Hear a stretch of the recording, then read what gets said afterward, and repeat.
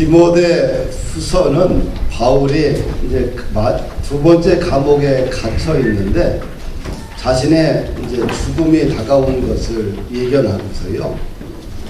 그다음에 사랑하는 믿음의 아들 디모데에게 이제 목회 서신을 써보낸 겁니다.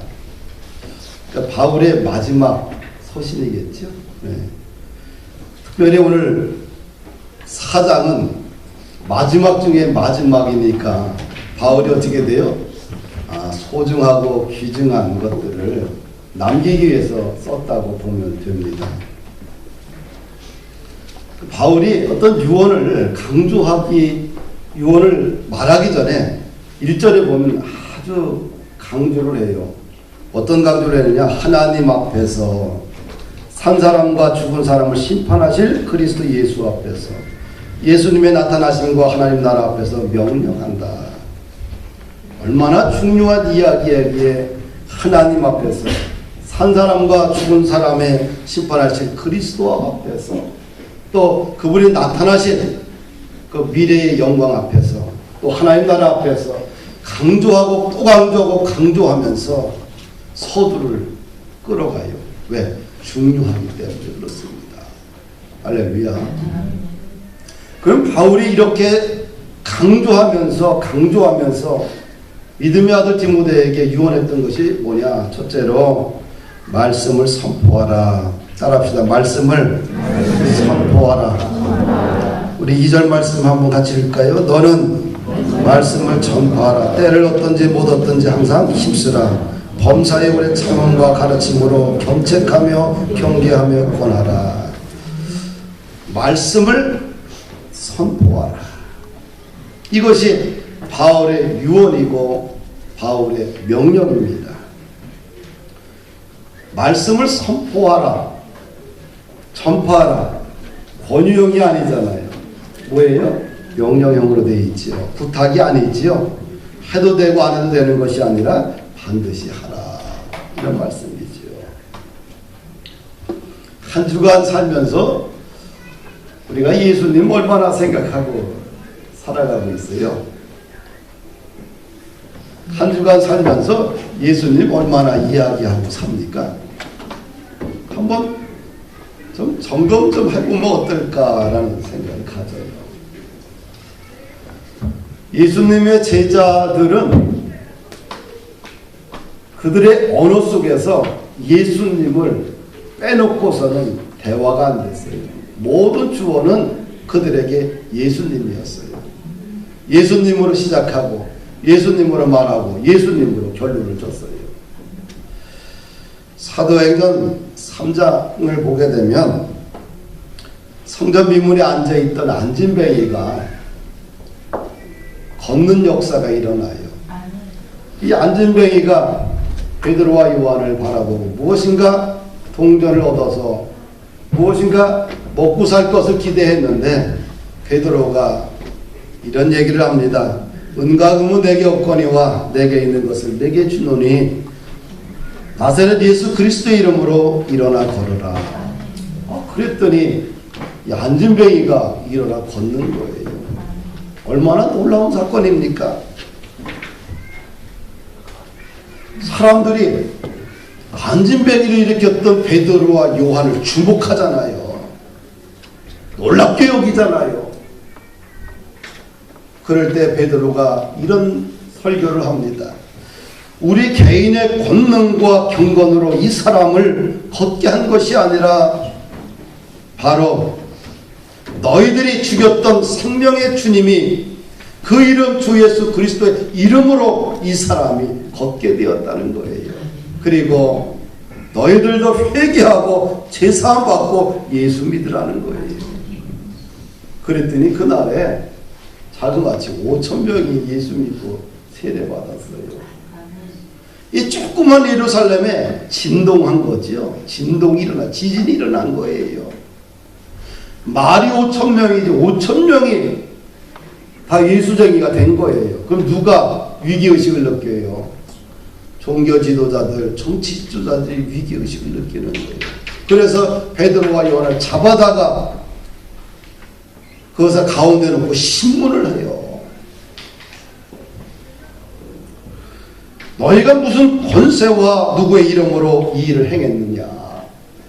그럴 때 베드로가 성령 충만하여서 한 번도 그들 앞에서 말해본 적이 없는데 담대하게 예수님을 증거해요. 사도행전 4장 10절과 12절 말씀을 보면 너희와 모든 이스라엘 백성들은 알라. 너희가 십자가에 못 박고 하나님이 죽은 자 가운데서 살리신 나사렛 예수 그리스도 이름으로 이 사람이 건강하게 되어 너희 앞에 섰는지라. 하나님이 죽은 자 가운데서 살리신 나사렛 예수 그리스도 이름으로 이 사람이 건강하게 되었다는 거예요. 이 예수는 너희 건축자들의 버린 돌로서 진모퉁이의 머릿돌이 되었다. 예수를 너희들이 버렸다는 건 버렸다. 그런데 이분이 뭐가 되죠? 진모퉁이의 머릿돌이 됐다는 거예요. 버린 돌이 머릿돌이 된 거예요. 우리가 집을 지을 때 사각을 잡는 것이 머릿돌 아니에요. 그렇죠? 머릿돌이 있어야지만 집의 균형을 잡고 그 터전 위에 건물이 올라갈 수 있는 거예요. 가장 중요한 기초지요. 너희들이 버렸는데 이 버린 돌이 집에 머릿돌이 됐다는 거예요. 다른 이로서는 구원을 받을 수 없나니 천하 사람 중에 구원을 받을 만한 다른 이름을 우리에게 주신 일이 없다. 이게 주눅들지 않고 담대하게 예수를 증거해요. 베드로에게 뭐가 있어요? 야성이 있어. 이 기독교의 복음은 야성이 있어야지만 전해지는 거예요. 할렐루야. 온전한 따뜻한 그런 항아리에 있는 물고기가 통해서는 안 되는 거예요. 우리가 신앙에 뭐가 있어야 돼요? 야성이 있어야 돼요. 복음을 전할 때 뭐가 생겨요? 야성이 생겨요. 할렐루야. 야성이 있어야지만 뚫고 나갈 수 있는 믿음의 저력이 있는 거예요. 가정도요, 누가 세울 수 있어요? 야성이 있어야 돼요. 그래야지만 어려움도 뚫고 나가고 가정도 세우고 일터도 세울 수 있어요. 할렐루야. 이런 믿음의 야성, 이것이 오늘 우리 그리스도인들의 더욱 절실히 필요하지 않나. 두 번째로 바울이 디모데에게 명령하는 것이 뭐냐면 복음은 때를 얻든지 못 얻든지 항상 힘쓰라는 거예요. 항상 전파하라. 복음을 전할 때가 있고 복음을 전하지 않을 때가 있는 것이 아니라 복음을 항상 전해야 된다는 거예요. 할렐루야.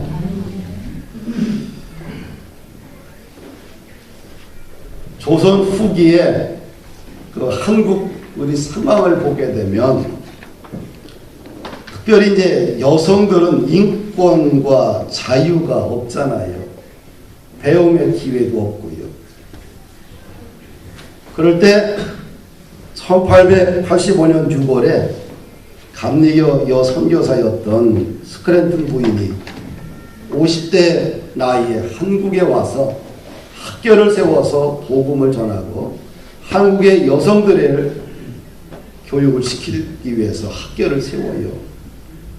1885년 6월에 한국에 들어와서 8월 달에 학교를 개교를 합니다. 그것이 이제 이화학당, 이화여자대학교, 또 중고등학교가 있지요. 그 학교를 이야기합니다. 전신. 그런데 아무도 입학 안 해요. 이 서양인이 하는 학교에 자신의 딸들을 맡기는 사람이 아무도 없어요. 10개월이 돼도 입학생을 한 명도 못 구합니다. 이제 10개월이 지나서 1886년 5월경에 한 명의 여학생이 이제 입학을 하는데, 그때 이 가난한 여학생이 오는데 부모에게 서약서를 써주면서 그 학생을 받습니다. 신변을 보증해 주겠다는. 그래서 스크랜튼 부인이 이런 서약서를 써줘요. 미국인 야소교 선교사 스크랜튼은 조선인 박 씨와 다음과 같이 계약하고 이 계약을 위반하는 때는 어떠한 벌이든지 어떠한 요구든지 받기로 합니다. 나는 당신의 딸 복순이를 맡아 기르며 공부시키되 당신의 허락 없이는 서방은 물론 조선 안에서라도 단 10리라도 데리고 나가지 않을 것을 서약합니다. 하여튼간 서약서까지 써줘 가면서 어떻게 돼요? 그 학생 하나를 받아요. 참 쉽지 않지요. 그리고 1년 후 1887년 12월에 이제 네 번째 학생인 김정동이라는 여자 학생을 이제 입학을 시킵니다. 이분이 우리나라 최초의 여자 의사입니다. 당시 이분 말고 서재필 씨가 이제 미국에서 의사 자격증을 땄고 또 일본에서 딴 사람 하나 있고 이분이 세 번째 한국 여성으로서 세 번째 또 한국인으로 세 번째 여자 의사가 됐지요. 근데 10살짜리입니다. 10살짜리 여자아이를 어머니가 데리고 와요. 그냥 이화 학당 바로 옆에 사는 아이인데 참 가난한 집안의 아이입니다. 그 아이가 이제 이화 학당에 입학을 해요. 입학을 해서 이제 배웁니다. 그런데 영어에 대한 특별한 소질이 있는 거야. 그래서 졸업하고 나서 당시 이화학당에 보구여관이라고 있어요. 여성들만 진료하는 최초의 병원이죠. 그러니까 여성을 보호하고 구한다 이런 뜻이에요. 보구여관. 보구여관에서 로제타 쇼우드 홀 여자의사 선교사님의 통역관을 일을 해요. 그런데 이 쇼우드홀 선교사가 이제 얹챙이를 수술을 해요. 보기 흉한 얹챙이를 수술했는데 수술하고 나니까 이 아이가 아주 멋있는 아이가 된 거예요. 완벽하게 고친 거예요. 거기에 감동받고 의사의 길을 걸어갑니다. 쇼우드홀의 고향인 리버티 학교에 이제 입학을 하게 돼요. 그리고 의사가 되었지요. 당시에 이 선교사가 한국은 복음을 전할 때가 아니야. 여성은 아직은 때가 아니야. 먼 시간이 필요해.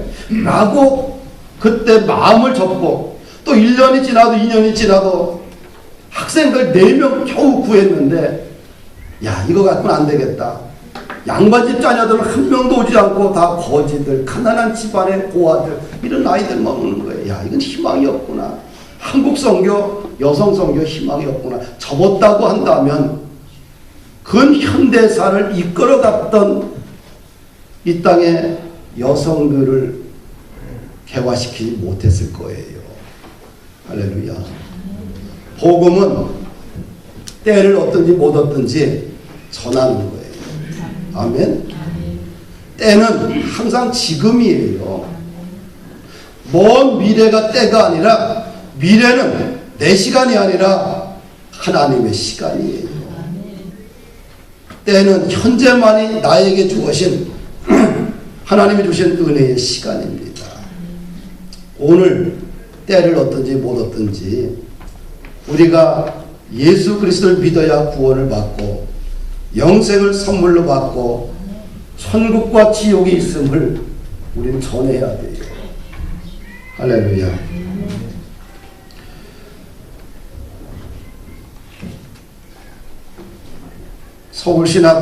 서울신학대학교에 아주 참 좋은 스승이 하나가 있어요. 제 이제 박사학위 논문 지도했던 김한옥 교수님인데 그저께 이제 교회를 찾아왔어요. 가다가 들렸대. 가끔씩 보니까 그래서 그러다가 이런 얘기 저런 얘기를 해요. 그래서 어떻게 됐냐면 그 12년 전에 이제 안식년인데 미국을 간다는 거예요. 왜 갑니까? 그랬더니 미국 가서 책도 쓰고 좀 연구도 꼭 달러를 버려가면서 미국 가야 될 이유가 있습니까? 그랬더니 머뭇거려. 그러다가 이제 다른 얘기 하다가 자기 마음에 늘 이 짐들이 있대. 그게 뭐냐고 물어봤더니 자기는 경북 산골짜기 태백산 그 줄령에 살아요. 근데 그 마을은 그대로 불교 지역이에요. 큰 절이 지배를 해요. 자기 혼자 고등학교 졸업하고 서울 와가지고 공장 생활하면서 그때 예수를 믿고 그 다음에 25살에 서울신학대학교에 들어왔어요. 그리고 그가 농촌 목회를 하다가 30, 30대 후반에 독일로 유학 가서 혼자 가서 공부하고 학위를 받고 오자마자 서울신학대학 교수로 들어왔어요. 참 좋은 케이스였지요.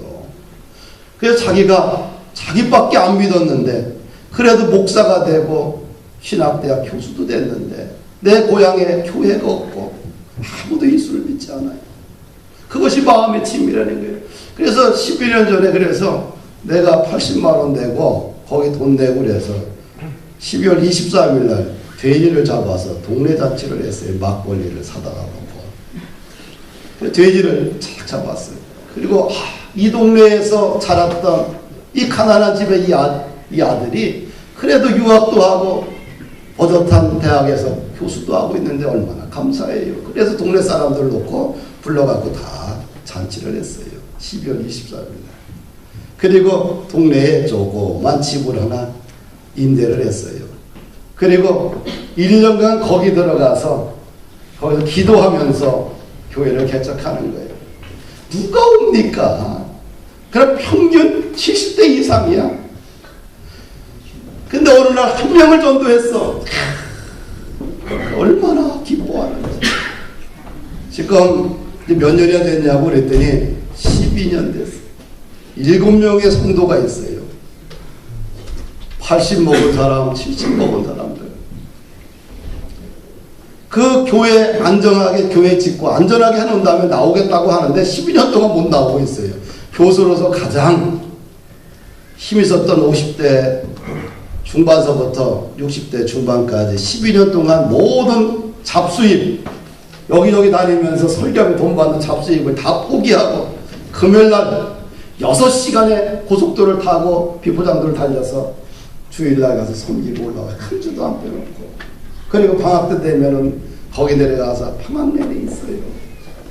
그런데 이제 내년 2월이면 은퇴를 하는데 나하고 참 형제를 맺었는데 하나님께서 이 울산 이 지역에 큰 공동체를 하고 있는 기도원 겸 큰 부자가 있어. 영적인 거장이야 장로님이. 그런데 그분이 이제 은퇴하고 내려와서 내가 하고 있는 일 당신이 다 맡아달라. 할렐루야. 그래서 자기는 모든 것을 다 정리하고 울산으로 현재 있는 자기 고향으로 내려가서 그 공동체를 이끌어가고 거기서 기도 사역을 하겠다고. 할렐루야. 만약에 그분이 헌신하지 않았다고 한다면 어떻게 돼요? 그 자기 고향에 교회가 어떻게 세워지겠어요? 그래서 자기 승용차 다 팔고요. 봤더니 저 화물 우리 교회가 스타렉스를 하나 끌고 와서 왜 스타렉스를 왜 끌고 다닙니까? 그랬더니 시골에서는 사람들 태우고 해야 되기 때문에 스타렉스가 좋대. 그래서 스타렉스를 바꾼 지 한 3년 됐다고 그러더라고요. 얼마나 멋있어요. 이 사람이 이 땅의 희망인 거예요. 할렐루야. 자기의 특권의식과 자기가 누려야 될 모든 것을 다 포기하고 어떻게 보면 가장 연약한 사람들을 위해서 자신의 인생을 가장 화려한 나이에 헌신했잖아요. 할렐루야. 항상 복음은 언제냐? 때가 미래가 아니라 지금이다. 그래야 우리가 영적으로 살아있을 수 있어요. 그 다음에 우리가 2절, 2절을 보게 되면 무슨 말이 있어요? 항상 힘쓰라. 그 다음에 범사에 오래 참음과 가르침으로 경책하며 경계하며 권하라. 복음을 뭐라고 그래? 복음은 가르쳐야 되는데 뭐가 필요해? 인내함으로 오래 참음으로 가르치라는 거예요. 그렇죠?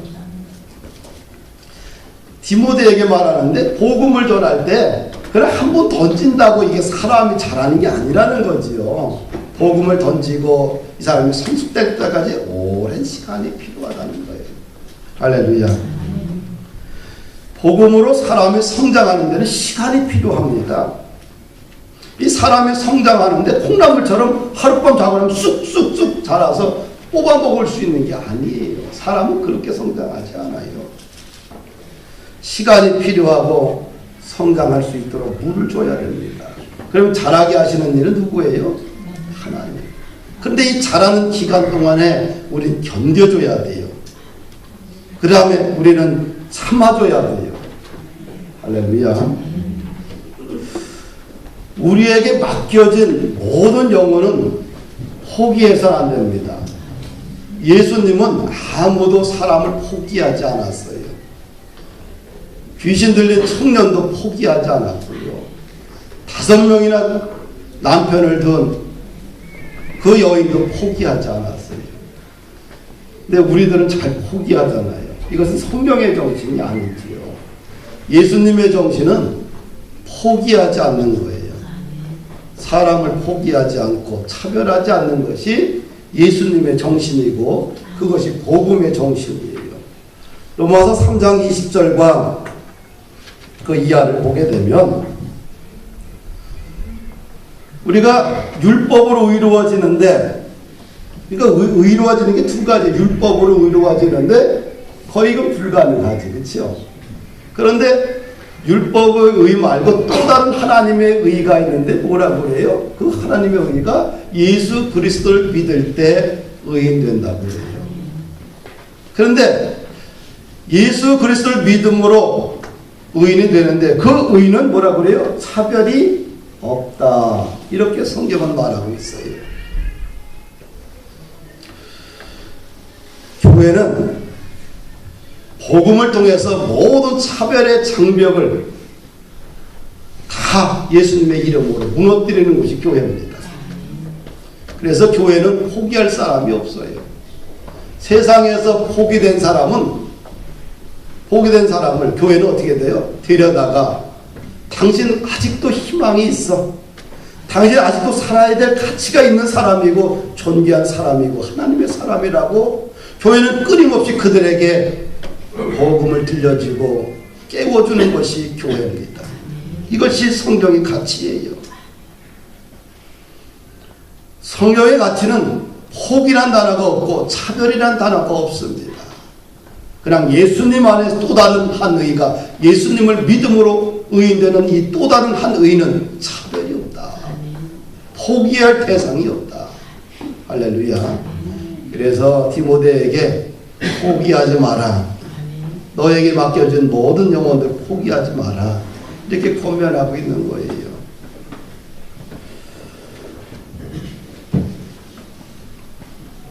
그 다음에 5절을 한번 좀 보십시다. 디모데에게 뭘 부탁해요? 너는 고난을 받으며 전도자 일을 하며 내 직무를 다하라. 뭡니까? 이거는 초심을 잃지 마라. 그런 말 아니겠어요? 그렇죠? 네. 너는 모든 일에 신중하라. 정신을 차려라. 고난을 받으라. 전도자 일을 하라. 그대의 직무를 다하라.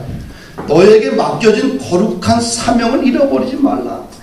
초심을 잃지 말고 묵묵히 자신에게 던져진 숙제들을 하라는 거예요. 아멘. 한번 뜨거워졌다 식으면 안 돼요. 한번 사명 불렀다가 그냥 식어버리면 안 되고요. 주님이 부르시는 그날까지 어떻게 돼요? 사명 붙들고 가는 거예요. 초심을 잃어버리지 말고 내 직무를 끝까지 다하라. 아멘. 마지막으로 부탁하는 것은 믿음을 끝까지 지키라고 합니다. 이 바울 사도는 자기가 이제 죽음을 예견을 해요. 그리고 나서 자신의 인생을 이렇게 정리를 합니다. 7절에 보니까 나는 선한 싸움을 싸우고 나의 달려갈 길을 마치고 믿음을 지켰나니. 얼마나 감동적이에요. 그렇죠? 이 한마디 남기기 위해서 그는 고난을 감수했어요. 복음을 통해서 그가 전하면서 당했던 모든 환난을 다 감수한 거예요. 뭐 이 한마디 남기기 위해서요. 우리가 살면서 얼마나 고난도 많고 핍박도 많고 때로는 어려움을 얼마나 많이 겪고 힘든 일들이 얼마나 많아요. 끊임없이 사람들이 우리의 옆구리를 찌르고 가시 같은 존재들이 얼마나 많습니까? 그럼에도 왜 우리가 예수님 믿고 찬양하며 예배하며 가느냐. 이 한마디 남기기 위해서예요.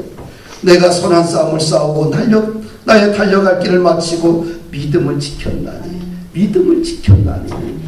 할렐루야. 이 믿음이라는 이 단어 하나 내 인생의 마지막 마침표 찍기 위해서 우리는 인내하고 참는 거 아니겠어요? 성질대로 어떻게 복음의 나라가 세워지겠어요? 그 성질 좋은 거 아니에요, 그렇죠? 죄 많은 곳에 은혜 많다고 자꾸 합리화할 거 없어요.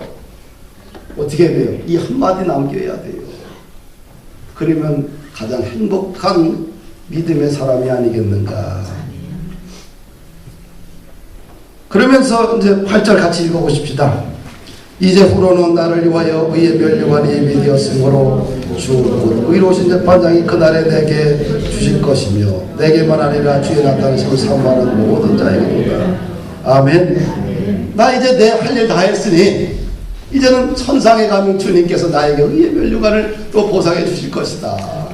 그 꿈을 꾸고 있는 거에 감옥에서 죽음을 앞에 두고, 그것이 바울뿐만 아니라 너도 그런 꿈을 꿔라, 이런 말을 남기는 거 아니겠어요? 말씀을 마칩니다. 사랑하는 우리 성도 여러분들, 우리는 복음을 위해 살아야 돼요. 그래야지만 신앙의 야성이 세워지게 되고요. 포기할 사람은 아무도 없다. 너무 힘들어서 포기하고 싶지만 내가 포기하는 거지 하나님은 포기하지 않아요.